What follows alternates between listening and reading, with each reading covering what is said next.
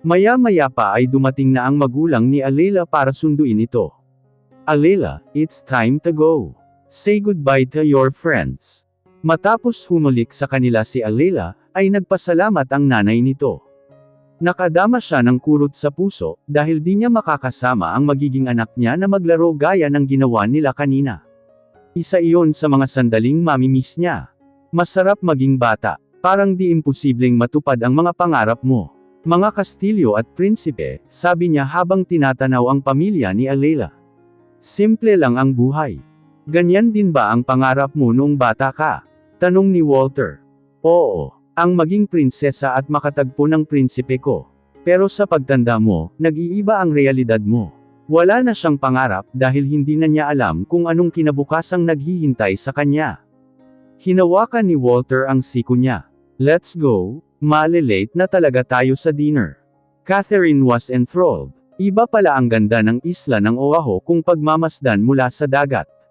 Puno ng nagkikislap ang ilaw, at kahit ang dagat ay parang may underwater city din, dahil sa refleksyon ng nakahilerang mga resort at beach sa dalampasigan. Mabuti na at nakahabol pa sila ni Walter sa night cruise, na ipinabook nito para sa kanila. Muntik na silang maiwan ng ocean-going yacht, dahil na late silang bumalik sa kwarto nila, para mag-shower at maghanda ng dinner. Elegante at exclusive ang cruise. Leon daw ang pinaka-romantic na experience sa Hawaii, ayon sa isang site na nabasa niya. Hindi niya inaasahan na dadalhin siya doon ni Walter. There was romance in the air. Damang-dama niya ang pag-iibigan ng mga nakapaligid sa kanila. Hindi niya alam kung bakit parang nakagat din ng love bug si Walter. Malagkit kasi ang titig nito sa kanya, habang kumakain sila. Bakit ganyan ka makatitig sa akin? Hindi ako sanay. Mas sanay yata siya na lihim itong tinitingnan, kapag di ito nakatingin sa kanya. Hindi siya sanay nang sa kanya lang nakatuon ang atensyon nito. Parang matutunaw siya. Like I want to devour you. It's because you are beautiful tonight. Bakit pala naisip mong lumabas? Dati naman sa suit lang tayo nagdi-dinner. Kapag dumadating ito mula sa conference, ay sa room service na lang ang hapunan nila. Tambak kasi ang trabaho nito. Inaasahan niyang ganoon din ang magiging sitwasyon sa gabing iyon. Nang banggitin nito na magdi-dinner sila, akala nila ay sa restaurant lang ng hotel, para makasalamuha ang mga nakasama nito sa conference. Sa halip ay nasa isang romantiko silang yate ngayon. Parang gusto niyang isipin na ng isang magandang panaginip lang ang lahat. Dahil hindi na tayo makakapag-dinner sa labas ng magkasama, kapag umuwi na tayo sa Pilipinas. Enjoy it. Matagal-tagal ka ring hindi makakalabas. Dinampot nito ang kapita ng red wine at itinaas. Let's cheer for a new start, a new life. Napilitan siyang iangat ang kapita ng alak. Pero di niya alam kung pwede niyang ikatuwa ang sinabi nitong bagong simula at bagong buhay. Parang di niya malulon ang alak. Dapat ba talagang ipagdiwang ang napipintong pagkawala ng kalayaan niya? Magmimestula siyang preso. Magsisinungaling siya sa mga mahal niya sa buhay. Isang madilim na sekreto siyang itatago. At higit sa lahat ay kailangan niyang talikuran ang magiging anak niya. Wala sigurong matinong babae na magdiriwang para sa ganoong bagay. Kahit na anong gawin niyang isip na kailangan niyang magsakripisyo, tumututol pa rin ang puso niya. Hindi pa rin siya tuluyang manhid sa mga nakatakdang maganap. Pinalis niya ang tungkol sa kasunduan nila sa isipan, at inilabas ang folder. Sana may oras ka para basahin ito, aniya at inabot dito ang folder. Ano ito? Gulat nitong tanong, at pinunasan ng napkin ng labi. Review sa spa at resort nila. Marami akong magagandang pointers na napulot sa loob ng isang linggong pagte-training sa kanila. Saglit lang nitong binuklat ang folder, pero sa huli ay isinara din. Hindi mo na kailangang gawin ito. It's not your job anymore. Umiling siya, iyon din ang sinabi niya sa sarili. Pero di naman niya maiwasang manghinayang sa mga ideya niya. Sayang naman kung nakatenga lang ang utak niya. Para sa kanya ay di simpleng pagpapanggap ang training niya sa spa. It was a real opportunity. Kahit nang nagtatrabaho pa siya sa Ageless Beauty, ay di siya nagkaroon ng ganoong pagkakataon. Basahin mo lang. Lolo ko pa rin ang nagtayo ng Ageless Beauty. Malaking bahagi din ng buhay ko ang iginugol ko sa kumpanya, kaya hindi mo ako mapipigilang pagmalasakitan ito. Who knows? Gamitin mo na. Free of charge. Baka ilang taon mula ngayon ay mabawi ko ulit ang parte namin. Kahit paano maipagmamalaki ko pa rin sa sarili ko, kung pagbalik ko ay may makikita kong nagamit ninyo ang mga pointers na nariyan. Umaasa siya na magiging objective si Walter, at titingnan ang punto de vista niya. Sa kanya pa rin nanggaling ang mga makabagong ideya sa Ageless Beauty. Kung hihingi nito ang tulong niya, ay di siya mag-aatubiling magbigay ng kontribusyon sa ikauunlad ng kumpanya. Kaysa naman nakastock lang ang utak niya, habang ikinukulong nito, mas magandang magkaroon siya ng silbi. Sa palagay naman niya ay hindi ito makaluma tulad ng tatay niya, na tingin sa babae ay dekorasyon lamang o kaya ay paanakan. Subalit mukha wala itong planong i-entertain ang ideya niya sa gabing iyon. Ginagap nito ang kamay niya, at isa-isang hinalikan ang daliri niya. Di mo dapat iniisip ito. Dapat ang kasalukuyan ang iniisip mo. Kasalukuyan? Tanong niya. Tayo, ikaw at ako. Kinintalan nito ng halik ang pulsuhan niya. Dancing with me, kissing me, touching me and love with me. The last words were her undoing. The idea of love with him was melting her whole being. Parang ayaw na niyang mag-isip ng kahit ano. Pagdating kay Walter, parang masaya na siyang mawala ang katinuan niya. Walter, ano ang unang pipiliin mo? If you'll ask me, I want to skip dinner and dancing. I want to make love with you. Napailing na lang siya, at nagdesisyong tuksuhin pa ito. Dinner and dancing first. Nasa gitna tayo ng dagat, Walter. Humigpit ang pagkakahawak nito sa kamay niya, at tumalim ang mata nito. Mas maganda talaga kung nagpa-room service tayo. So much for romance. Tiningnan nito ang relong pambisig. 1 oras pa bago tayo ibalik sa port.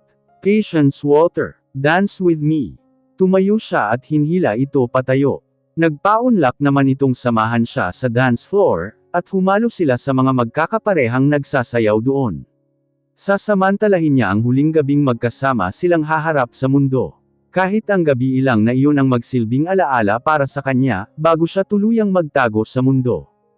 Nakatayo lang sa may bintana ng sala si Catherine. The view was perfect. Nakikita niya ang malawak na dagat, ang puting buhangin ng beach at ang asol na langit. Simple pero elegante ang beach house na iyon ni Walter sa Zambales. She could easily breathe the fresh air. Magugustuhan niya ang lugar na ito. Pumikit siya at huminga ng malalim. Tahimik at walang polusyon. Niyakap ni Walter ang baywang niya mula sa likuran. So what do you think? I love it. Di ko alam na ganito kaganda ang rest house mo. Ito ang magiging bahay mo simula ngayon. Mula sa airport ay ihinatid siya ng kotse nito sa rest house. Sa lugar na iyon ay walang nakakakilala sa kanya. Mag-asawa ang pagkakakilala sa kanilang dalawa ni Walter sa lugar na iyon. Sa 1 linggo nilang pananatili sa Amerika, ay mas nakilala nila ang isa't isa. Ipinasyal siya nito sa bahay. May 2 palapag iyon. May 2 kwarto sa taas at isa sa baba. Master's bedroom ang isa, habang ang isa naman ay guest room. 2 rin ang makakasama niya doon.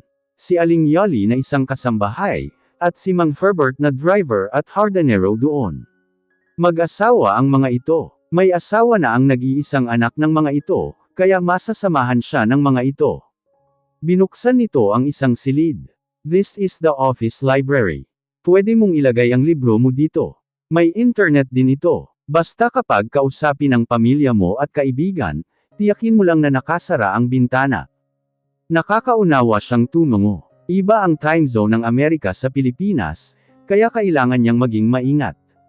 Ayaw niyang ma-question ng mga ito ang tunay na lokasyon niya. Ang mga pictures niya ay ipo-photo edit na lang niya sa mga darating na araw, para magmukhang nasa ibang bansa pa rin siya.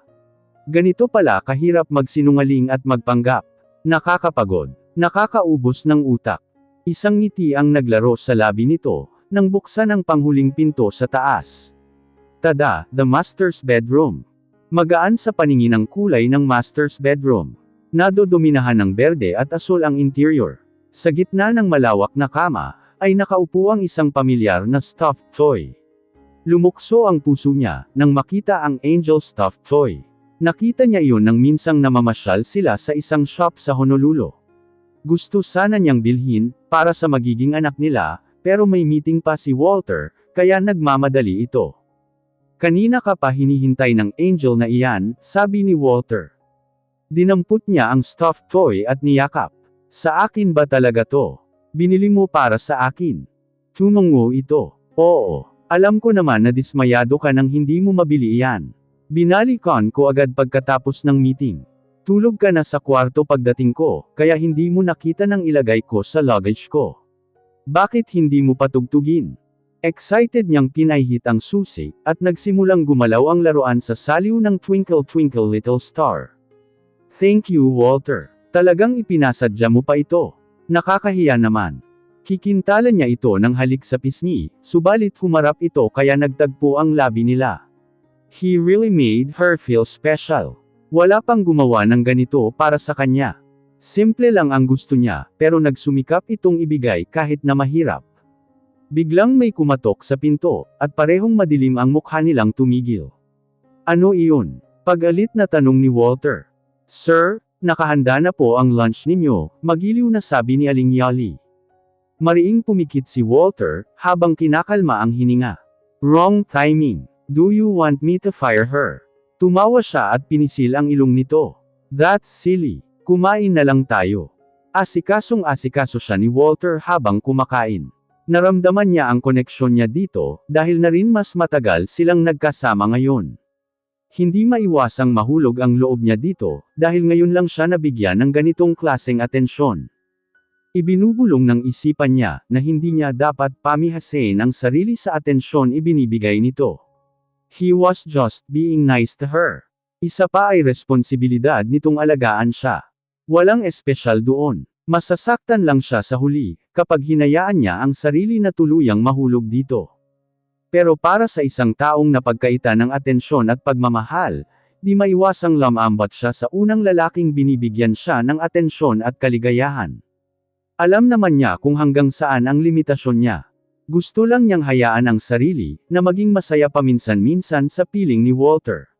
Kahit parang kahangalan lang ang lahat.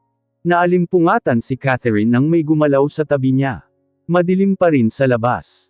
Nang lumingon siya ay bumiling ng higa si Walter. Itutuloy sana niya ang pagtulog nang bumiling na naman ito. Hindi ka ba komportable sa higaan? Tanong niya dito. Bigla itong bumangon at isinuklay ang daliri sa buhok. Sorry. Sa couch na lang ako or sa guest room. Maaga pa. Matulog ka ulit.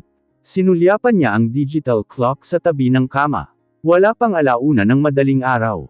Hindi na rin ako basta-basta makakatulog. Kinintalan siya nito ng halik sa noo. I am sorry, sa kabilang kwarto na lang ako para di ka maabala. No, dito ka na lang. Bakit hindi mo i-share sa akin? It helps when you let it out. Minsan kailangan mo lang ng kausap, para gumana ang isip mo. Kailangan mo lang ng makikinig sa iyo. Hindi niya alam kung willing itong mag-share sa kanya. Ang papa kasi niya ay kapareho ng karakter ni Walter. Kapag may problema sa trabaho ay hindi rin mapakali. At kapag masama ang sitwasyon, ay kinakausap nito si Serafina. Kahit papasigaw ay pinakikinggan ito ni Serafina. Matapos daw kasi iyon, ay naiisip ng papa niya ang solusyon, kahit walang sabihin ng mami niya. Okay, hinaplos nito ang sariling baba. May dalawa akong executives na hindi magkasundo. Both of them are good. Hindi ko pwedeng sesantihin ang kahit na sino sa kanila. Pareho silang asset sa kumpanya ko. Nakakaapekto kasi sa trabaho na lagi silang nag-aaway. Parang mga bata. Iniikot niya ang mga mata. Big men acting like little boys. Subukan mo silang paghiwalayin. Mas nakakapag-focus sila dahil magkalayo na sila. Di mo na kailangan pang troublemain ang mga away nila. Kumislap ang mga mata nito, at napapitik sa ere. Brilliant. Simply brilliant. Alam ko na kung anong gagawin ko sa kanila. Kinintalan siya nito ng halik sa labi. Thank you. Ikaw lang pala ang makakapagbigay ng idea sa akin. Ha, hindi naman brilliant iyon, naguguluhan niyang wika. Samaam pa ulit ito sa kama, at kinabig siya pahiga, hindi mo talaga alam kung gaano kalaki ang naitulong mo sa akin. Never mind, just go to sleep. Hindi ko na rin aabalahin ang pagtulog mo. I can sleep better now. Ako naman yata ang hindi makakatulog. Binulabog mo ang tulog ko, angal niya. Baka bang ganggutin ka sa pagtulog. Luminga ito at bumangon. Natuon nito ang mata sa musical angel doll, na nakapatong sa ibabaw ng headboard. Dinampot nito ang manyika at pinatugtog. Let's see if she'll put you to sleep. Dahan-dahan ng pumipikit ang mga mata niya, dahil parang ipinaghihil siya ng pambatang kanta. Then she heard Walter softly snoring at the top of her head. Ngumiti na lang siya at itinuloy ang pagtulog. That was the real music. Malaman lang niyang mahimbing ang tulog nito, ay makakatulog na rin siya ng mahimbing. Pasipol-sipol na pumasok ng opisina si Walter. Katatapos lang ng meeting niya. Sa palagay niya ay magiging mas maganda na ang atmosphere sa opisina niya. Nakaabang na sina Chrysler at Lovra pagpasok niya sa opisina. Lukang good man. Anito at kinamayan siya. Samantalang nang huli tayong magkausap sa phone, mukhang hindi ka matahimik, dahil sa kaso nila Vicencia at Perez. Nag-thumbs up siya at kumuha ng mineral water sa ref. Planchado ko na ang problemang iyan. Ililipat ko na si Vicencia sa Cebu branch. Para hindi na ako memorable sa away nila ni Perez. Good idea. Mapapayapa na rin ang opisina mo, sabi ni Lovra. Di kaila sa mga ito ang mga problema niya sa opisina. Ang mga ito ang mapagkakatiwalaan niya, kung sakaling magkaroon ng problema. Ito din ang nagiging security consultant niya, dahil bukod sa private investigation agency, ay may-ari din itong security agency. Minsan ang mga simpleng away ng mga tauhan niya, ay nauuwi sa security emergency, kaya kailangang nakamonitor ito. It is actually Catherine idea. Kapag daw kasi may mga estudyante siyang nag-aaway, pinaghihiwalay niya ng upuan. Mukhang effective din siyang i-apply sa sitwasyong ito. Tumango-tango si Chrysler, at itinapik ang daliri sa mesa. Magaling palang advisor si Miss Valdesco. Di ko alam na nag-o-open ka na rin pala ng problema sa kanya, na may kinalaman sa negosyo. Hindi kasi ako makatulog noong isang gabi. Nagising siya dahil pabiling-biling ako. She encouraged me to talk. Makikinig lang daw siya. Eventually, siya rin pala ang makakasagot ng tanong ko. Kung miyembro pa rin ng staff niya si Catherine, maraming problema siyang mareresolba. Asset sana ito sa kumpanya, pero sa ngayon ay kailangan niya ito. How wifely, komento ni Chrysler at umupo sa desk niya. Akala ko hanggang pagiging baby maker lang ang role niya. Ngayon kinokonsulta mo na rin siya sa mga problema mo sa trabaho. Di mo yan ginawa sa ibang girlfriend mo. Next time she'll cook for you. Sa ibang bagay interesado ang mga ex-girlfriends ko. They were not really interested to listen. Catherine is a good listener, wika naman niya. Isang magandang trait ng isang corporate wife, nakangisi nitong wika. Handa siyang makinig sa mga problema ng asawa nila, kapag problemado sa trabaho. Eventually, they'll have the answer in the end. Kung ako sa iyo, hindi ko napakakawala ng ganyang babae. Nagtaghis ang bagang niya. Alam na niya kung saan haantong ang usapang iyon. Palalabasin nito na unti-unti na siyang nai-inlove kay Catherine. We know the real score, giit niya. Kaya nga komportable ako kay Catherine, dahil wala siyang ibang inaasahan sa akin. And it was just a little talk. Alam kong hindi yun bibigyan ng ibang kahulugan ni Catherine. Sigurado ka? Nakataas ang kilay nitong tanong. Pansin ko lang kasi masyado ka nang nai-involve sa baby maker mo. I chose her as the mother of my child. Natural lang na ma-involve ako. Tumikim si Lovra. Kailangan na ba ng security emergency nito? No. May gusto lang akong malaman mula kay Walter. Bumaling ito sa kanya. Umamin ka nga sa akin. Do you still take her, even if it's not her fertile period? Napanganga siya. Fertile what? Fertile period, iyon ang araw kung saan pwedeng magbuntis ang isang babae, dahil doon siya nag-o-ovulate. Spare me the scientific lesson. Anong pakialam ko sa ovulation at fertile period na iyan? Kung gusto mong makabuo ng bata, dapat alam mo ang ovulation period niya, sabi ni Chrysler. We never really discussed that, nausal na lang niya at natigagal. Bakit nga ba hindi niya naisip iyon? Kung di mo alam ang tungkol sa fertility period, it means that you make with her every chance you get, anytime you want, and she lets you. Nagtaghis ang ngipin niya. He won't discuss the blow-by-blow account of his making with Catherine. Well, That is none of your business, I guess. We are two consenting adults, alam namin ang ginagawa namin. Tumaas ang kilay nito at humalukip-kap.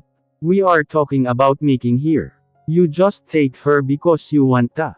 At hindi pinag-uusapan dito ang tungkol sa pagbuo ng bata, dahil di naman niya fertility period. You are taking liberties, Walter. Kung ako ang abogado ni Catherine, i-indicate ko sa kontrata kung kailan lang dapat may mangyari sa inyo. Parang girlfriend o asawa mo na siya. Hindi ka na after sa anak lang. You are after the mother. Parang gusto niya itong batuhin ng paperweight o kung anuman. Hindi kasi niya alam kung paano matatakasan ang panghuhuli nito sa kanya. Shut up, Chrysler. Nagpalakad-lakad siya sa sahig. He was suddenly bothered. Sinasamantala ba talaga niya ang kahinaan ni Catherine? Hindi ko naman alam na kailangan kong intindihin ang fertility period na iyan. Ikaw ang abogado ko. Hindi ba dapat sinabi mo sa akin iyan? Isang halakhak na may kasamang pang-iinis ang pinakawalan nito. Pati ba naman schedule ninyo puproblemahin ko pa? He cared for Catherine. Ayaw niyang isipin nito na sinasamantala niya ito. Na kapag inaano niya ito ay wala nang kinalaman sa kontrata nila. Bakit kailangan pang ganito kakomplikado ang baby-making business na ito?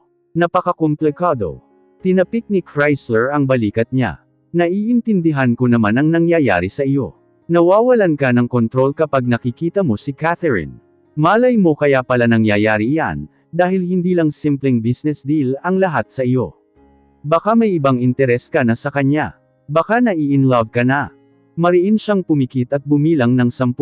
Ayaw niyang makipagsabayan sa panunukso ni Chrysler. May tama naman kasi sa punto nito. Nawawalan siya ng kontrol kay Catherine. She was so hard to resist. At hindi pa siya nawawalan ng kontrol dahil sa isang babae. Ilang beses na bang lumipad ang utak niya, habang nagtatrabaho dahil ito ang iniisip niya.